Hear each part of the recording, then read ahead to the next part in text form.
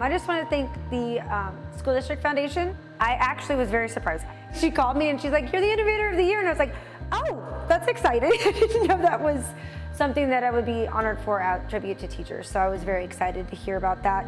And I was just thankful that I had the opportunity to work with these different community members and be able to help these kids see that there's more to life than what's in their small little bubble. We came back from space camp and I'm like, they were talked about using sewing machines to sew space shields and different things that expand out in outer space. And I was like, I think sewing machines would teach engineering. I think this could be a really good plan.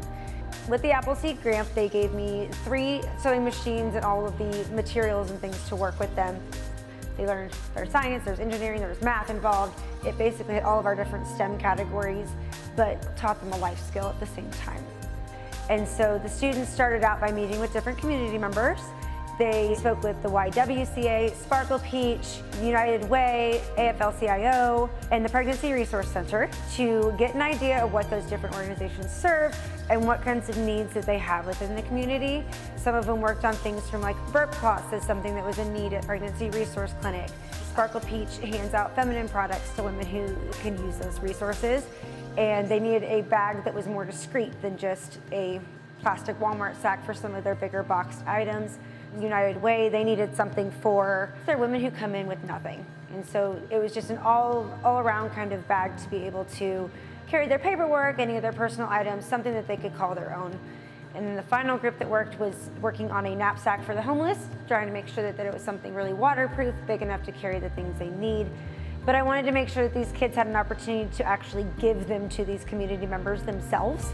I think that was important for them to get to say, like, this actual product is going to someone who can use it. They sketched out all of their own plans.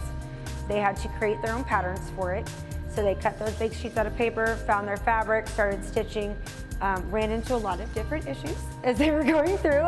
They got to hang out with the seam ripper quite a bit, but it gave them the opportunity to see how things get pieced together from the inside out, because a lot of those projects you have to flip them, and so getting them to mentally wrap their head around some of these pieces was fun to watch them piece together all these things.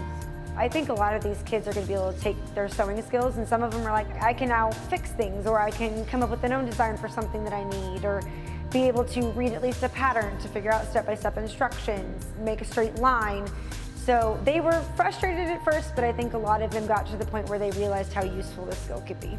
So they got to learn a new skill and be able to use it to help somebody else.